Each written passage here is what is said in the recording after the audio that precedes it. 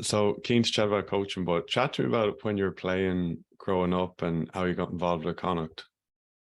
It's probably circumstantially, Brian, to be fair. When I finished playing, I suppose I played firstly during the amateur era, and then it was what we call sham amateur era. And the only reason I know it was called sham amateur, I did a thesis when I was in college on Irish rugby in the professional era, or what I thought it was going to be. So it was kind of like a crystal ball trying to look into the future and see which way things were going to go. And that was quite interesting. But I played maybe 4 years, kind of that pro, semi-pro, with Connacht. That was back in Eddie O'Sullivan was coaching at the time. Then Warren Gatland took over. I was still in college at the time. I was lucky. I was still doing my degree, so I was still able to do both rugby and study at the same time. But I don't think professional rugby maybe wasn't quite for me. It's not for me. It requires just extreme discipline. If you know, to have structures in place, and again to have solid routines and make sure that you've got really good habits. For me, after about 4 years of it, I kind of knew, look, this is not really for me. I wasn't the fast. I was playing on the wing, a little bit at center, but I wasn't the fastest. I couldn't kick. I wasn't a bad defender, but I knew I wasn't going to be like an international rugby player. So at some stage, I kind of felt, well, where is this going to go? So I said, okay, I think when I was looking at where's the next path, the next opportunity in my life, I thought I was going to be a web designer or some sort of an internet geek. So I went back. I already had my degree in marketing, but I went back and did a higher diploma in systems analysis and web design and all that kind of thing. And it was around 99, 2000 when things were starting to grow and around the web. But so I did that. I finished that course and I finished with Connacht the same year, and I headed off to Australia.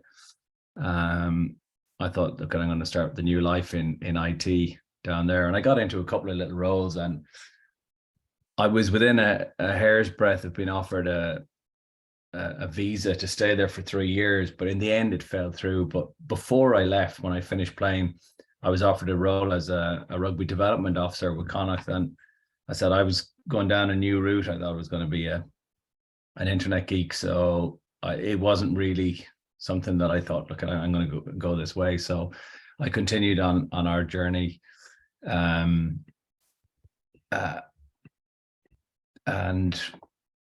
it happened then when the Australia thing fell through. I ended up coming back to Galway, and the same job popped up again.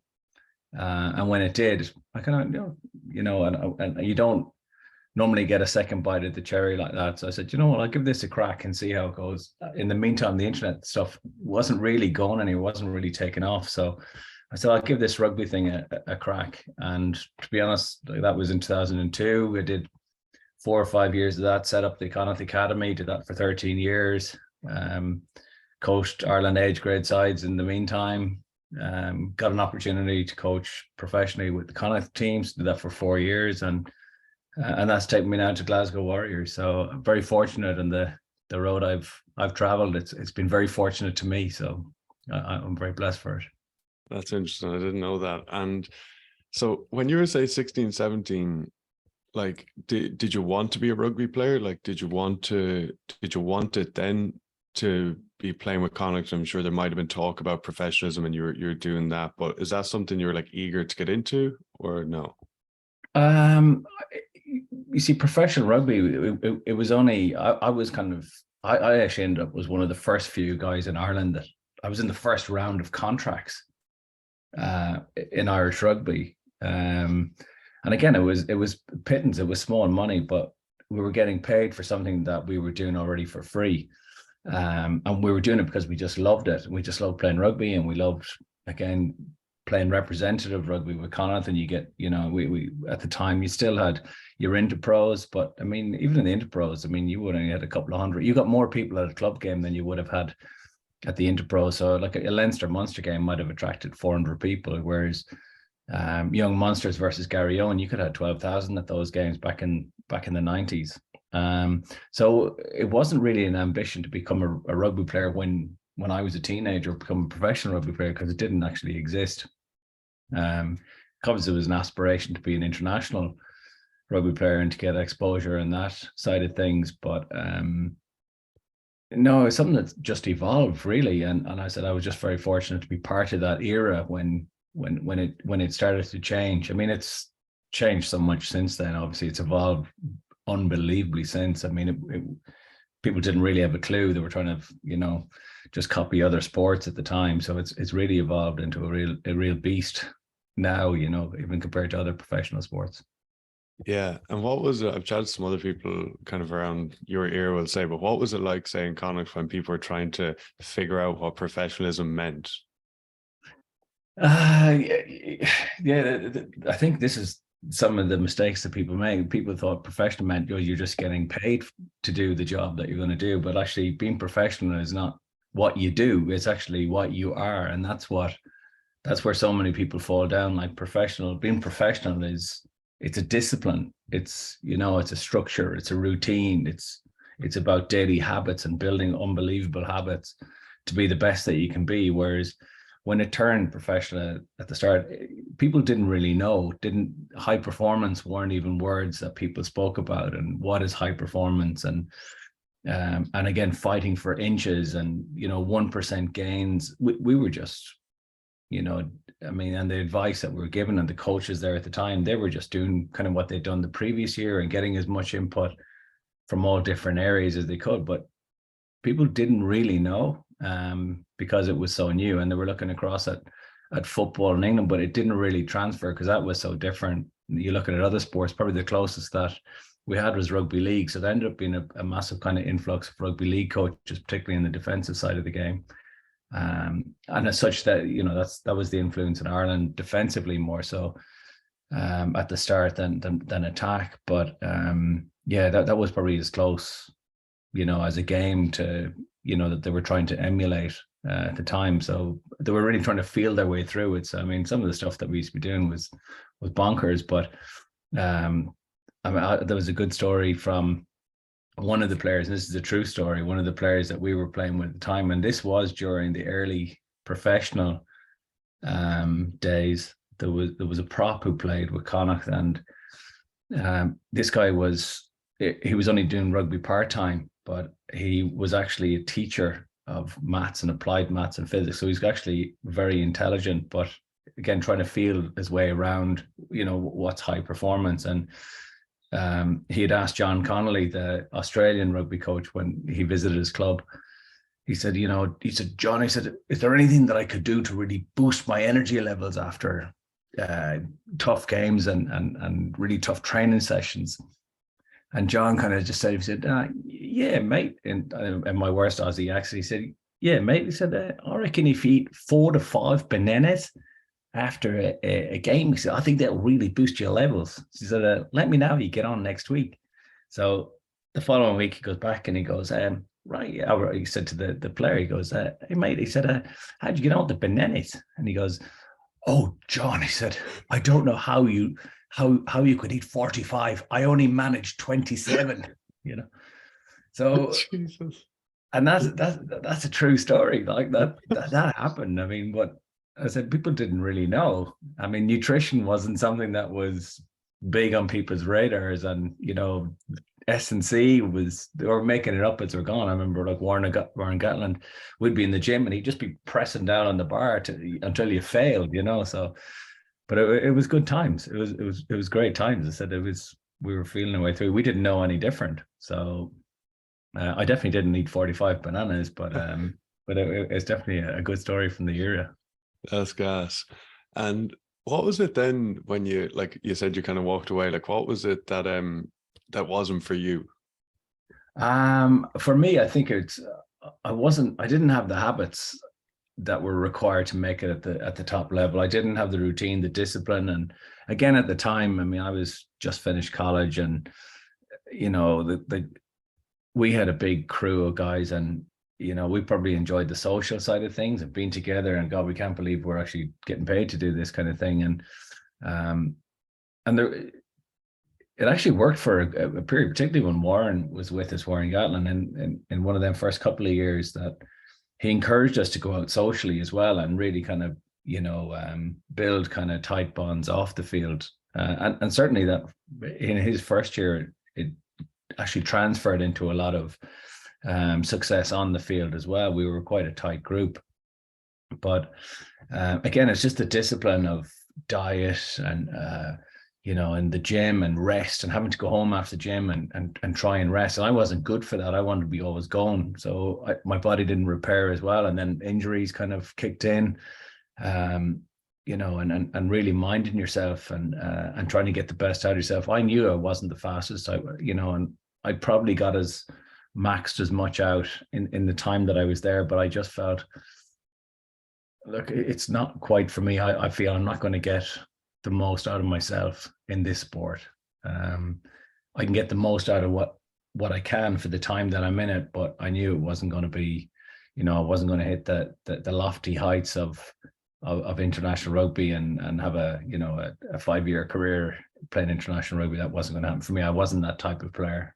So I kind of try and be a bit more realistic and start to look at what's the alternative life. What else could I do that would really float my boat as well. So I think that's where it really set for me, Brian, to be fair. And you mentioned there, like going out and amateur and whatever. What are your thoughts now, say, a professional? So when I think like levels I've played at, and even thinking back when we were playing 20s, living in Galway, like we used to go out a bit or whatever, and like it does tighten the group, like you say, like. But then what's your thoughts on the balances with that, or like today at the top level?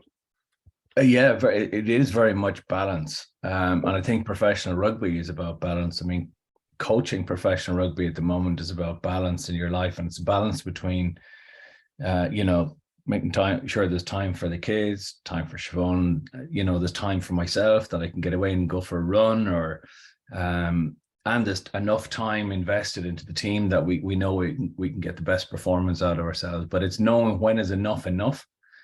But it's the same as a player. I think, the tightest teams are the teams with the closest space between them off the field. So that's where, cohesion is at its highest level. So the only way you can build cohesion is really enjoying each other's company, working hard together off the field, working hard together on the field, but everyone is on the same level.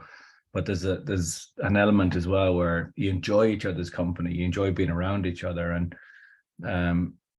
the teams that allow time to build that cohesion are the teams that find that they're tightest, and that, people enjoy coming into work, they enjoy training, they enjoy working hard, because there's balance, it's the hard work is also rewarded with, no, you've worked hard, but you can also enjoy yourself as well. And as long as results aren't being compromised, it's something that should be encouraged to the level where it's a positive for the group. But once it goes beyond that and it gets, exploited, or it goes too far, then, okay, this is going against the cohesiveness of the team now. So there's a very much a fine line there between encourage it. I mean, for example, like Saracens, for years, I've always they've done their little kind of lads trip mid-season, and after a game on Saturday, they say, okay, for the next 2 days or 3 days, we'll go skiing, or we'll go to the sun, or we'll go wherever it is. But it's all about them and again enjoying each other's company. But like the only rule with that is that the next game that they play after those trips is they have to win it, and then they can, keep it going. So so that there's a balance there where lads know we can enjoy each other's company, but this is about building for performance on the field. This is not just to have fun. There's a purpose to it as well. Okay, enjoy each other's company, but at the end of the day, it's about performance. Yeah, for sure. And there's a big trust thing there. Like you say, like coaches like give you the space to do that, but then it's that you turn around and you have to front up. 100%, and it can be the hardest thing for coaches to do, that is to, step back and allow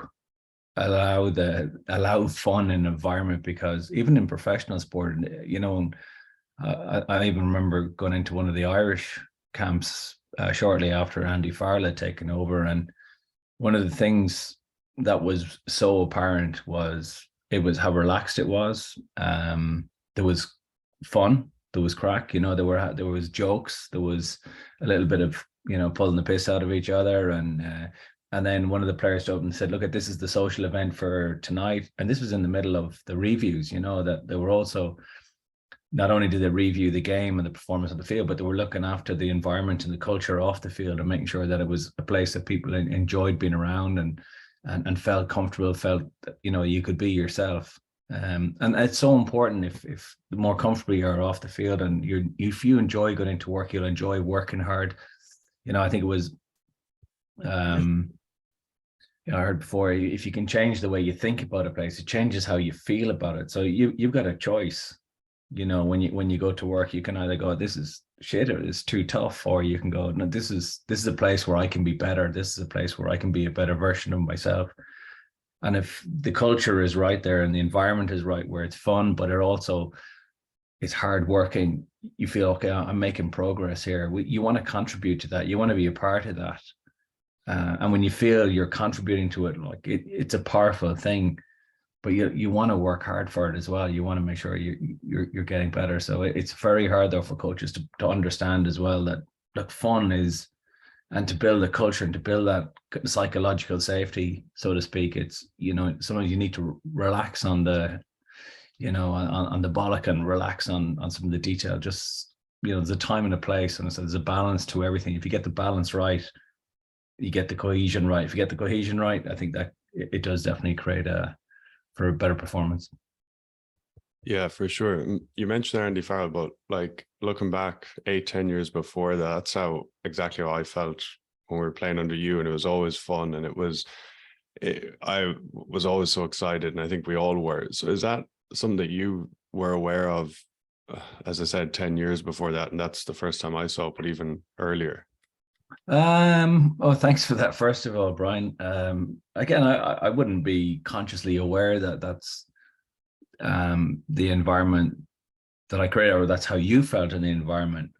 I'd hope that, as a coach, I think the most important thing to me is authenticity. If I'm not a good person, if I wanted to be like a coach who's boot biting bollock around you, I think be a coach who's boot biting bollock. And there is a shelf life on those coaches as well. They get short-term success. They can go into a place where has maybe been underperforming, or things are a bit too relaxed, and with a bit of boot bite and bollock, you can get a bit of short-term reaction to that. And but I don't think that's sustainable in any environment for any long period of time if you want players to be relaxed and to get the best out of themselves. So for me, Brian, no, I think it kind of rubbed my philosophies on coaching maybe and how to create an environment maybe came from what I went through myself. Is that that some of the best times I had were them early days, with Warren Gatland and that group of players, that there was a really good balance to work hard and probably a little bit too much swayed on sometimes on the play hard, but it was always a really good environment. We felt we were so tight, but we were invincible that year, even against some real heavyweights in European rugby. There was teams there, Northampton come to mind, that were loaded with international players, and we were able to beat them back to back in games. And we were, just a group of lads who were thrown together, but we were so tight that year we felt invincible. But it wasn't really about what we did on the field as much as how tight we were off the field. And I always felt like that's the kind of environment that I enjoyed as a player. I felt that I was contributing to it. I felt valued in that. And, and as a coach now, I feel like that's, I said in that balance, that's me. That's what I enjoy. I enjoy a little bit of fun as well. So, and enjoy, having a bit of crack with it, with, my peers and players as well. So if that's what I think is important, it's just what I live. It doesn't, I don't go in and consciously think, okay, I need to have some fun today. It's the way it is, I think, with me. But there was always a time and a place, I hope, Brian. I mean, we worked hard too. I mean, I know there was fun, but I think there was, I think we got the work done too, and I think that was that 2011, that 20s year. I mean, that was a special group of players too, again, who found the balance. And again, it was a really tight, cohesive group of players. So You could feel it. You could feel it with those that there was something special there too.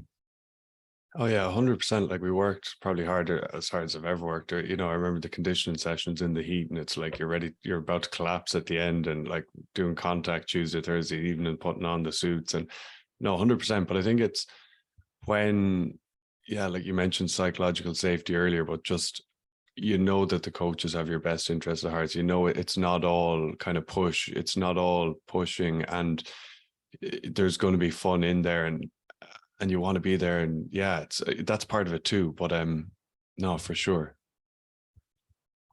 Yeah, look, it's not the easy thing, but I was only talking to Antoine, was your S&C coach. I only talking to him 2 weeks ago, and we're saying, oh my God, I mean, some of the stuff that he used to put you guys through. I Yeah, mean, he was doing his MMA stuff as well, but some of that wrestling and pushing tires and some of them conditioning sessions. I mean, you worked probably twice as hard as probably a lot of the professional teams, what they do now. In some ways, it's, again, that's where things have maybe involved and it's all on minutes and stuff like that. But he beasted you boys too. It was unbelievable. You worked so hard, but again, because the environment was right and you were all in it together and you were all having fun in the evening as well.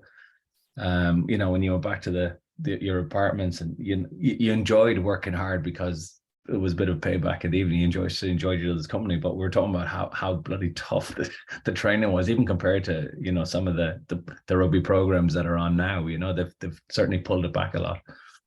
yeah, 100%. And it's funny, yeah, you mentioned like minutes and GPSs and all that. Like I'm involved with teams I work with now with that side of things, and talking to S&C coaches and monitoring all this stuff. But like, yeah, I remember like, yeah, all that wrestling. I remember like doing lunges and hill sprints for like 40 minutes. And we used to obviously be there Sunday evening to Friday afternoon and then go home. And we do like a heavy leg session on the Friday, and then maybe like, a heavy load on the Friday. Every weekend I would just lie on the couch, couldn't move. And then you just now, if I knew better, I'd stretch. Like I didn't know about stretching back then, or recovery, but it was literally just get on the bus, get back to Ballina, just sit there on the couch and just eat food and watch TV because I couldn't move. And then you go again go get back Sunday evening, meet the lads, go again Monday. But like, and here we go. And no one complained, and no one couldn't, nobody knew any different. And that's just what everyone enjoyed it. Everyone enjoyed that. Yeah, loved it. And how did you find starting out coaching? So like, say, you're playing and it was still early days, and you were the first academy manager, weren't you?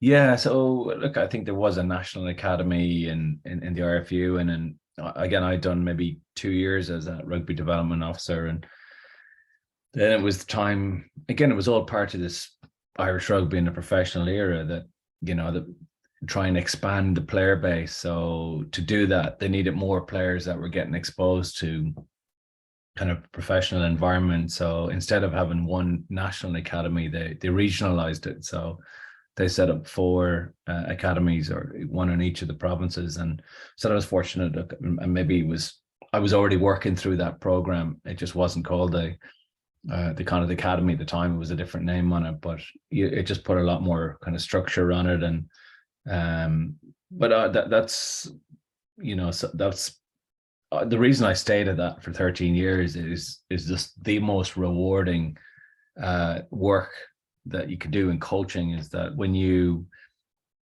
can identify talent, if you wish, potential. It's not necessarily talent, but when you can identify potential at a young age, even 14 or 15-year-old, you say, I'm not sure what it is, but that kid has something special about them. And then you see that kid move through the various levels, and then, gets bad out at the top. Hopefully, sometimes it's into the professional environment. Sometimes it's into, back into club rugby. But when you see their journey, it's really rewarding to see this, and it doesn't always work out. It doesn't work out for every player, but that's been the most eye-opening, part of my sort of coaching career so far, is and the bit that's most rewarding. Yeah, I mean, when you're with a professional team, when you win, it's it's good, but it's on Mondays. you win on Saturday, and next Monday you move on. You're on to the next game. So you win, you lose the following week, the following Monday, you're on to the next game again. You win, you lose some. But when a player that you've maybe not necessarily identified, but you've been part of a player's journey as a 16, 17, 18-year-old, and then to see that player wearing their national colors is you feel like a proud dad. You feel like, well, I've been a part of that. It's not because of me, but I've just been a part of that. I mean, coaches never, they'll never be the only reason for a player. A player will be successful because the player wants to be successful. The coach is there as a catalyst, and I think the right coach can steer players in the right direction, and will always have the players' best interest at heart. And that's what I've always felt that I tried to have for players. But that's so rewarding when you get, and when players at 15, 16, yeah, they might have dreams, but they don't know where it's going, and try and be able to steer them in a certain way and kind of, tag on there was always like a ring of services, of be it, physical development or nutrition advice, or even personal development. So, working with, the well-being of the players, skill development. But when you can put a whole package together around a player and see that player thrive in that environment, and then to wear the national colors, it's a special moment, that is. 100%.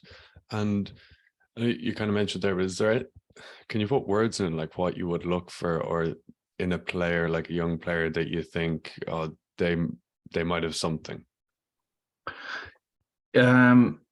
It's not that it's not a simple process. I mean, unfortunately, like in most sports, like talent identification is circumstantial because of the year or the month or where you're born in that year.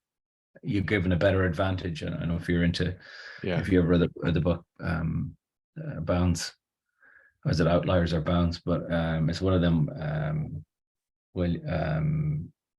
What's his name? Malcolm Gladwell. Malcolm's Gladwell's books, but it's fascinating.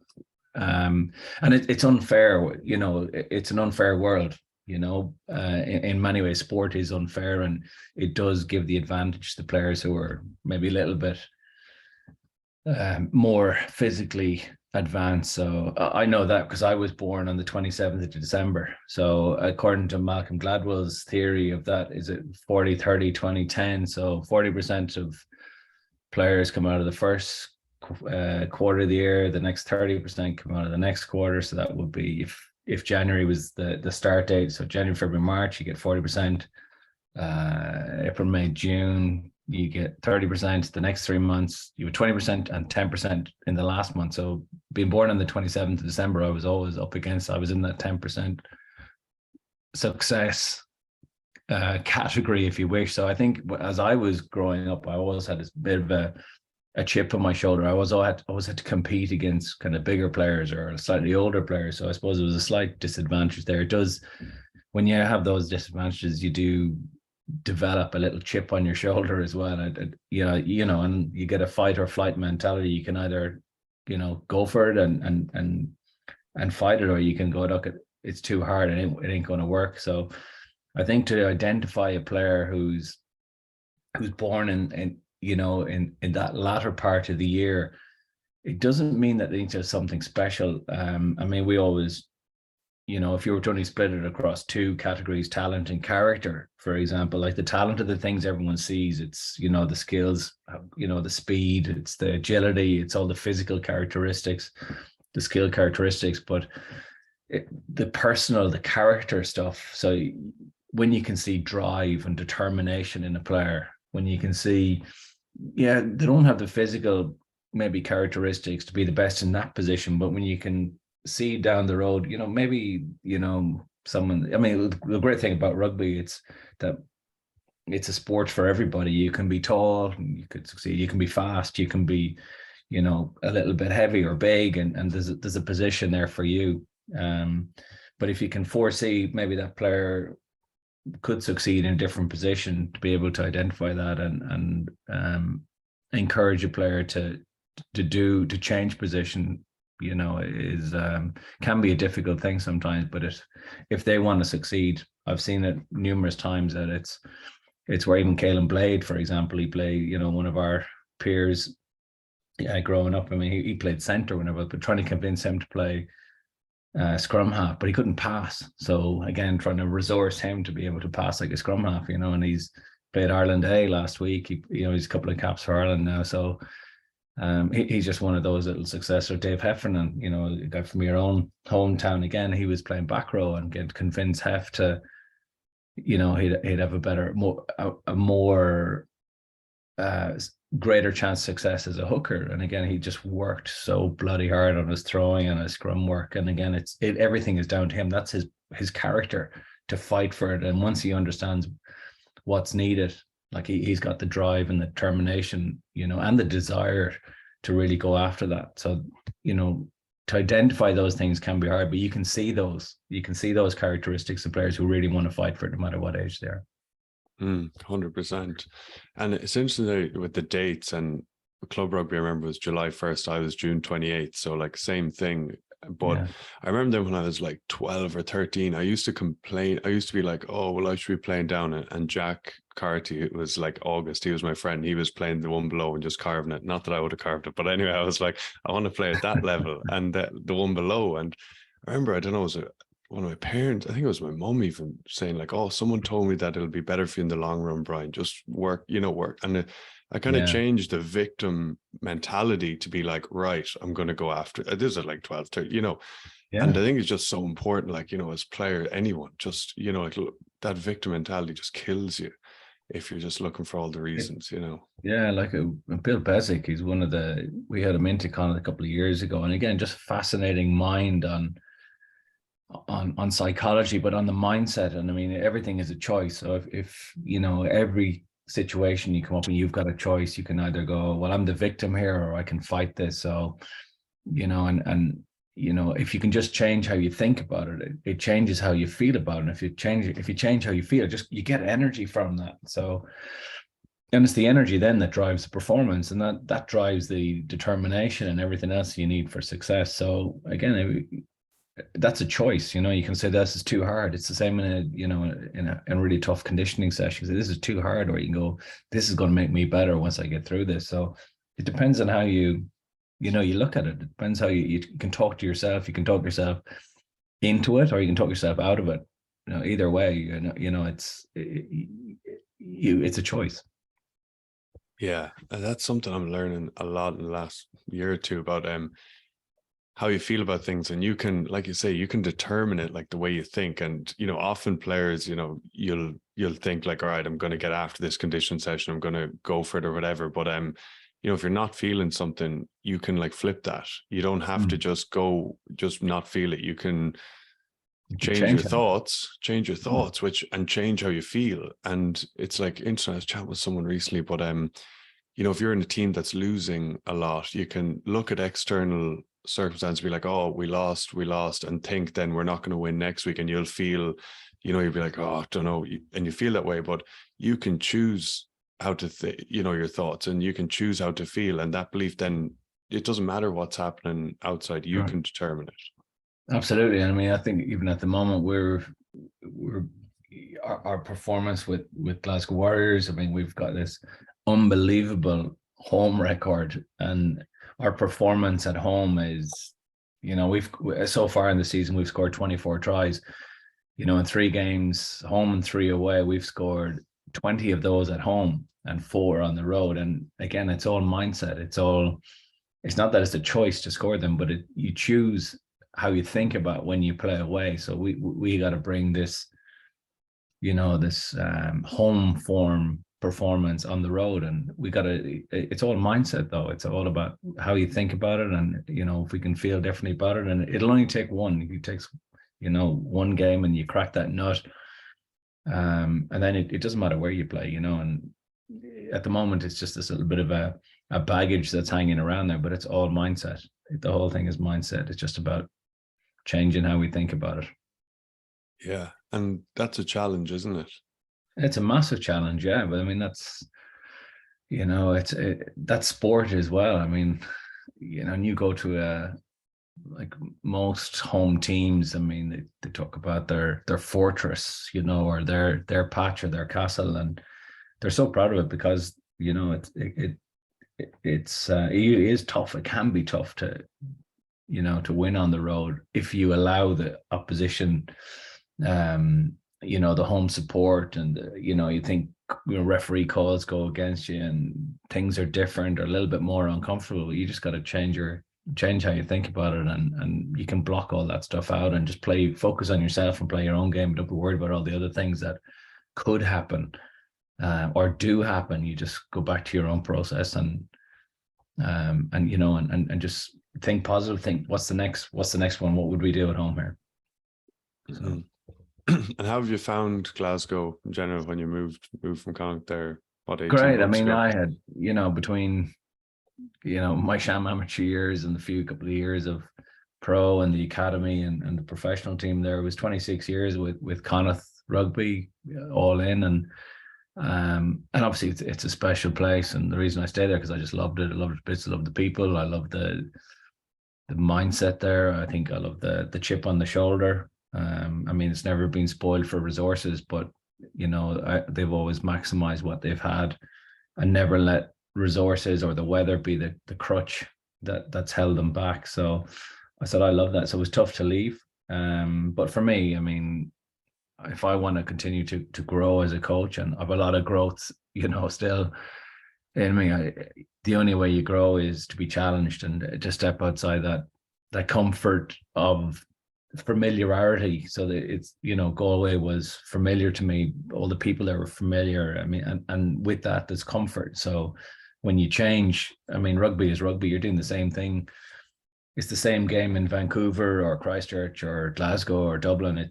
The game is the same. You know, the people they're involved in rugby. They're similar, you know, but when you change your environment because it's different, it can be a bit more challenging, and where there's challenge, there's growth. So for me, I'm learning a lot as well about myself and the people there and how to work with different people, and I've had, you know, perspective of a couple of different coaches now as well. So it's all learning. It's all part of the growth process. So and again, when you get a new perspective on the game, and how to coach and how to get the, you know, the best out of players, you know, there's always shiny bits. There's new shiny bits out there, and if you're open-minded enough to, you know, to grab one or two of them and, you know, make them your own, then how would you, you know, you don't have to copy and paste, but you go, well, look, I like how that was done, I would use that this way. But you know, you still got to be yourself. You still have to be yourself. But there's many ways to skin a cat. Yeah, for sure. I love that. Like, yeah, when you see different things and you pick up from different styles, different coaches, players, teams, but yeah, put your own spin on it. I think a mistake, I remember when I started out at the very start coaching, like you try and kind of copy what you've seen or done, but it's not yours. And then yeah, it has to be yours, because then when, you know, people ask you questions, like you want people to ask questions. That's something I remember you and other good coach I had, like you ask questions and they'll answer. Whereas I think sometimes coaches, if you ask questions, they're like, oh, shut up and get on with it, because they maybe just took it from somewhere, and it's like they don't know the background to it, because it's not necessarily their own. And yeah, it's yeah, I mean, even like with the Ireland team at the moment, I mean, people say Ireland's attack is so good, and it is so good, but why doesn't everybody do it then? Because there's teams that are trying to, because it's their own, it's taken a couple of years to develop, and people think, oh, it doesn't work for us, you know, or it doesn't work for this team. So look, it's important to understand as well, and you know, why, if you can answer the question, why would you do it this way, is the most important question to answer, or to be able to answer, is why would you do it that way?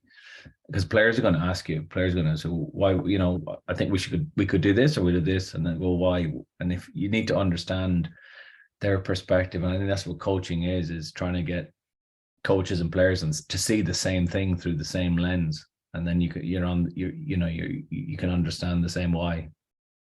100%. Why do you think it is that Ireland's attack is going so well, or what are some key things? Because they're all on the same page. I mean, I do think, look, Johnny Sexton has a lot to do with it, and I think it's slightly different when he's in there compared to the rest. But They just found a style that works for them and works with their skill set, and um, it's a model, but even it's taken, like, it's still quite loose. It's still a framework. You talk to any of them. I mean, it's very player driven. It's just a framework that's set up in a way that players have to work hard to get into positions. They have to identify their roles quickly, and then it's about just mixing up their attack based on, not even on obvious pictures, but just changing the point of attack really quickly. And because they're so tight, the ball's not in the air so long, and their skill set now has been developed over the last couple of years, that they're quite comfortable on the ball. So like, forwards are passing the ball a lot more than, instead of running into brick walls. So they've less collisions. It means they're fresher to move quicker. So that it's not as physical as, or physically attritional as when you're just constantly carrying the ball. They're moving the point of contact really quickly. So it's one that works very well for them. But I do think Johnny Sexton is a massive cog in that wheel as well, and he really does make it tick, and he demands that players are working hard off the ball to be in the right position so that he can mix up his attack. And you mentioned their learnings in new environments. What's a learning you've had in Glasgow? Just one is to back yourself, first of all, because you come in and you assume that just because I've done it in a certain way, like, to be open enough to try other things. Like, so I play around with our attack there, and again, asking questions, bounce ideas off some of the senior players there and the guys who were really keen on the attack side of the game, and so, what do you think about, we try this or try this, and to be relaxed enough as well, to let go and to give more ownership to the players, and ask them for more feedback into it, to feed back in and to contribute to their team and to the attack, and to come up with other ideas, and to be relaxed enough to be able to go, yeah, I think that's a pretty good idea, let's develop that and roll with it. And but also, I think is being comfortable that why I'm here as well is that it's there's a lot of good things about what I can do with them as well. There's a different perspective, and it's believing in myself as well, and that just because you go on the road and you step out of that other environment which was comfortable to you, that you can still be yourself. You can still roll things out the way you like. You don't have to become somebody different just because you move to a different place. I think the important thing is always be yourself. So I think that's the most important thing. Yeah, for sure. And would you get, I think it happens to everyone, but like imposter syndrome a bit of time, like throughout the years, or? Not yet. No, I do think I'm relaxed enough to ask enough questions, but there's people around me there. I try and build relationships with the other coaches, with the players. So and Glasgow is a place where there's so many different nationalities there anyway. There's South Africans and Argentinians and Kiwis and Australians and English and a few Irish people around there, and it's a multinational place as well. So I'm comfortable enough that I work hard off the field, on those relationships as well, to contribute to that environment. That I don't feel like I'm an outsider. No, I feel like I'm contributing to the environment as well, and I think that's very important. And I feel at home there, and it's a good place. So we try and create that environment which is enjoyable as well, and have a bit of fun, and so it's a good place to be. Good stuff. And something I remember when I went to America first, and there's in the university was, I'd say, like Kiwis, Aussies, South Africans, and I was like player coach. I remember like explaining something, and they were like bamboozled, like, why would you do it that way? And I was like, what? Like, why? What do you mean? And just viewing the game very differently. And like, I learned a lot, like even growing up in Ireland, because it's mostly just Irish people I'd be around, and I learned so much from the other nationalities. Yeah, because like the game is the same, but how you train it, how you look at it. I mean, when you look at it on the TV, you say, look, the game is the same, but I mean, their view of the game is it's so different. It makes it really interesting, and it makes you, look at your own philosophy of how you coach it as well. I mean, some guys are very, very detailed and look at the microscopic view of a tackle or a pass or something like this, whereas another coach would just look at a helicopter view. Either way, you're right, and it depends on your perspective. And I think the good coaches have the ability to do both, to be able to maintain that helicopter view, but actually zoom in when you need to zoom in. But I think always keeping that holistic, bigger picture view of the game is that's the lens that I try and take, is the higher view, and then have the ability just to zoom in on some of the detail, of things, why it works or why it doesn't work, and having the ability then to try and fix the little bit and then kind of zoom back out again. That's sort of my view on the game. But bouncing around ideas off players and other coaches, I mean, you get to see other lenses, side lens, and it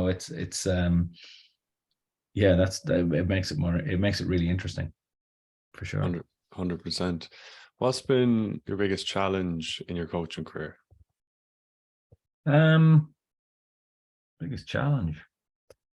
I definitely struggle to let go of the losses.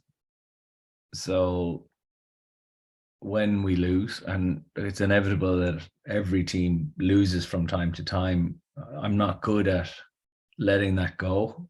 It takes me a couple of days to let it go. And I wear it a bit too much, both emotionally and physically. So some people can say, like, you can see it in me that it hurts when we lose, but it's only when I dissect it down, then I look at, okay, why did we lose? Was it effort, or was it, a technical thing or a physical thing, an emotional thing that we didn't get we didn't set the players up in the best way, or was it, one of those days? I think it's only after you've gone through that process then, and, we've ironed it out with the players and discussed it and got their feedback as well, then you can go, okay, now we'll put that to bed. Okay, now we know we can be better in that area, be whatever it is. So I think that's probably been the biggest challenge, is not wearing losses as much, if I, as I do. But look, it's because I care as well. I mean, if I didn't care, I wouldn't be as bothered. But I think when you invest so much into the preparation, you want a 10 out of 10 performance, and it's not that you don't. It's not that you expect a 10 out of 10 performance, but it's when it drops below your expectations, then it's finding out why did we let the players down, or did the players not, come to the same level as what they expected. So it's it's always a kind of tough one for me. Yeah. Do you ever kind of, I'm not saying, like, blame the players, or like, how do you determine that's like something I've kind of decided is that it's always because it always sits with me as a coach. Like if we underperform, it's because of me. Like, say I'm coaching attack. If we are dropping passes all over the place, because of me, and I always think, what could I have done differently? Is there ever a time then when, and sometimes as a player I've been there, when it's the player's fault, but then as a coach I don't want to be like thinking, oh, it's the player's fault. I always kind of think it's my fault. But I don't know what, if you get what I'm saying. Like, is there ever a time when you're like, it's for the last couple of years, I have a tendency to protect the players a bit more in a review. So I would talk about going back to training, and usually when we're preparing for games, and I as we get close to the game, we just highlight and reinforce some of the best practice. And this is the things that, if we can produce this in the game, it'll give us the results. So I think that could be more for me to say, okay, well, have we covered this in training? Like, is our training, have a set players up in appropriate challenges in training where they can problem solve on the field, be it, a high edge on defense, or blitz defense, or someone spooks them out, they shoot out of the line. Have we as coaches set the players up to be able to problem solve in training? so that when little challenges arise in games, that they have the capacity and the experience and some of the learnings to be able to adapt their game, to figure things out, so they can go, well, this is not new to me. A player shooting out of the line, I know what I can do. I can hold my feet, or I can work my feet a little bit before them and pass the ball a bit earlier, whatever the option may be. But you always ask yourself, okay, have I set them up? So like, if your trainings are always the same and you always do, things you like, if it's always like too much detail or too big, they won't have the tools to be able to, again, to problem solve the small things, or to see the game in a bigger lens. So that's where I start. But I wore too much of it as well. Players have asked as well that, they've asked to be called out a bit more, or asked, they want to be able to call out their teammates more. But so I said, we got to set them up in training where they have the license and the capabilities, again, just to challenge each other in training, to raise the standard. Not waiting for a review and a coach stand up going, look, that wasn't good enough. They know it wasn't good enough. And it's the most powerful environments when peers challenge peers. It's not coaches challenge players. They already know, and players are demanding more from their fellow players rather than the coaches demanding more from the players, because the coach will always demand a 10 out of 10 from the player and try and set them up as much. And I suppose a coach will always look at the opportunities. Again, in any review, you can look at things in a negative way, or you can look at things, how close it was to success. Either way, it's the same picture. It's how you dress it up. You can dress it up as a negative, that you didn't do this, or if you did this, you get success, instead of going, you did this, as a result it didn't work. So again, it's just language. It's a choice to use either positive language or negative language. And again, sometimes there's a balance. I had a review on Monday of our last game, which we won 37-0, and it was tough. It was a tough review. It was tough on the players. I was tough on the players, and I was tough on some detail, because while we won well, and we played quite well, there was a lot of sloppiness, and guys cut corners, and things that I wasn't necessarily, didn't sit well with me, and leading into this next block of games that, against, as we get into the business end of the season later on, some of that stuff won't cut it if we continue to let bad habits develop over the course of the season. We won't be there at the end of the season. We won't be in the shout when it comes to the playoffs, because I'll have let it go. So I have to find the balance of when is the proper time to intervene, and then go, look at that's not good enough. And the rest of the players need to know where I stand on that.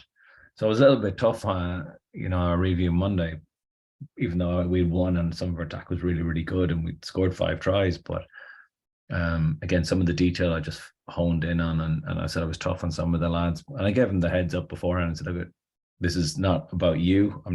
This is about everybody.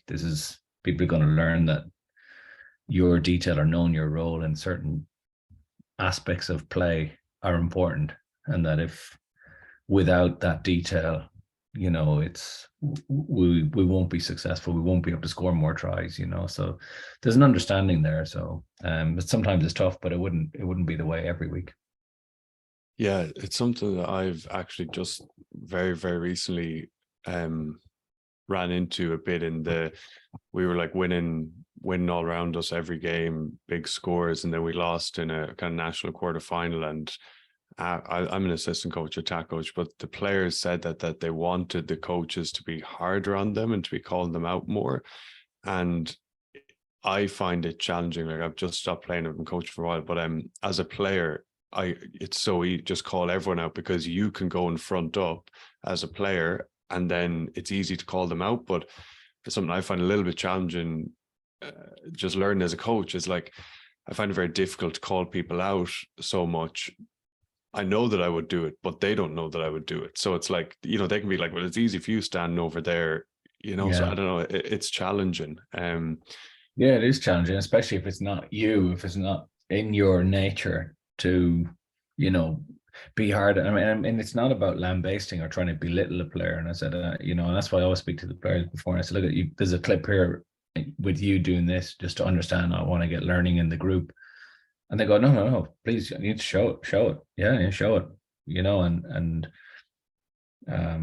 they're okay with that, but it's not about humiliation. And I'd never humiliate a player, but if the group can get some learning on the back of it, maybe some harsh words sometimes, it depends on which buttons you think are the right buttons to press. No, that's unreal. That's coaching. That's coaching.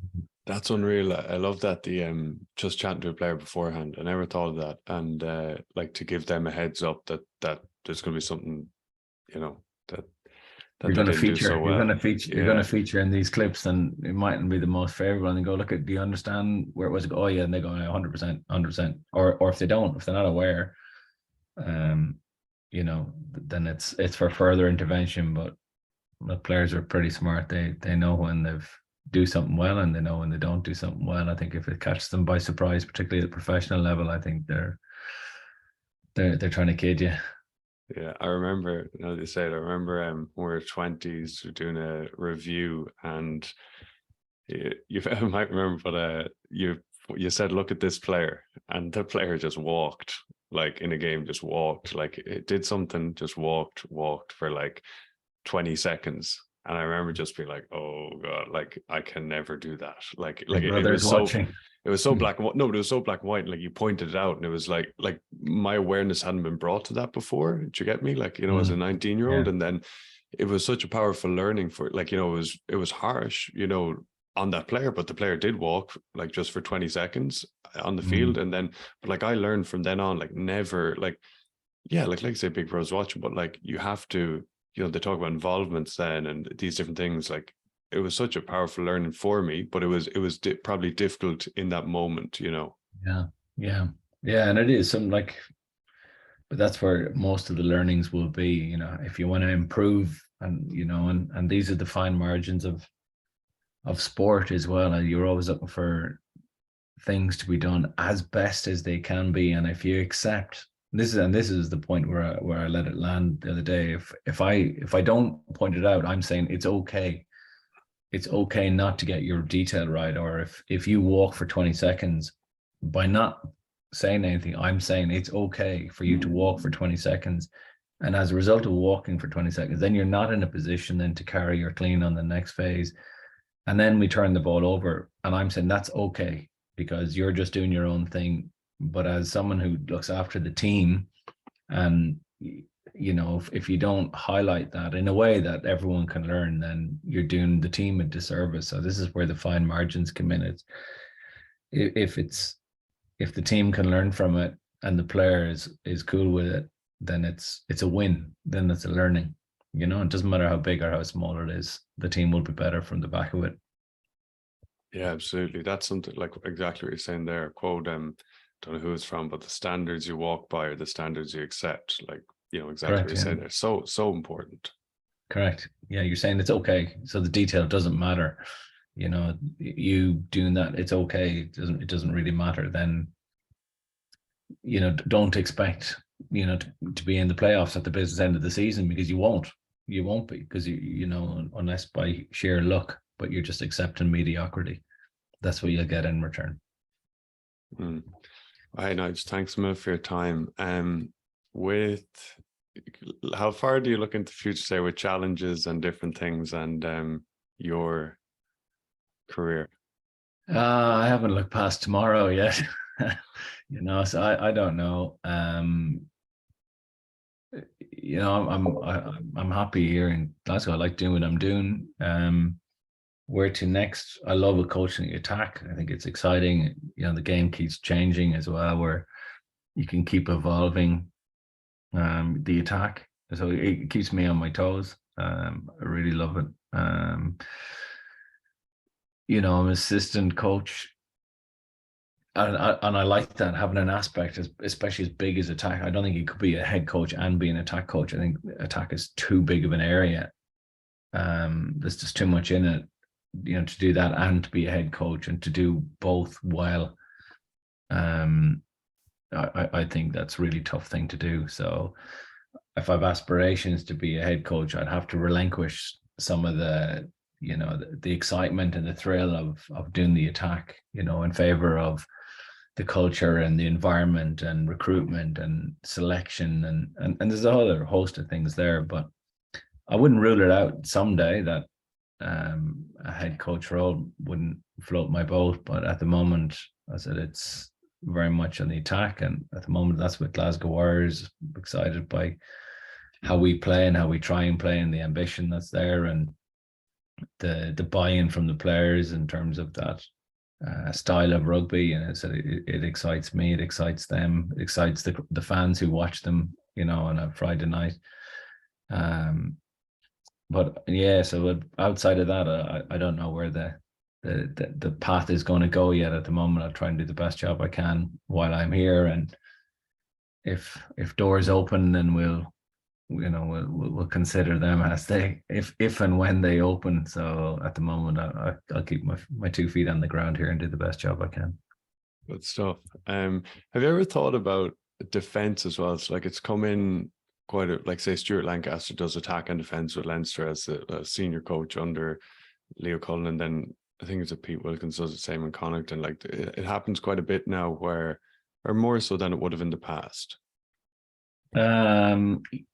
It's happening a bit more. I know Connacht played with that last year, and now they've reverted back this year. Oh, okay. Stuart is quite a unique coach, I think, having that perspective that he has, and also having it's a different model, and it's a different way of looking at it. For me, I don't like defense. It's a couple of big kind of rocks, big principles, and you do the 2 or 3 or 4 things really well, and copy and paste. Keep doing that. Keep doing that. Keep doing that. It's a different, and you got to bring energy to that role, and so the players are emotionally ready, because defense is all about emotion, and it's it's about working together, but it's if you're not emotionally locked on. I mean, some of the best defensive Team Ireland against South Africa last week, I mean, it was one of the most unbelievable defensive performances, but you could see the emotion was there. They cared. They really, it wasn't all about the system. It was about the individual. They wanted to stop them, and emotionally they were in the right space to be able to do that.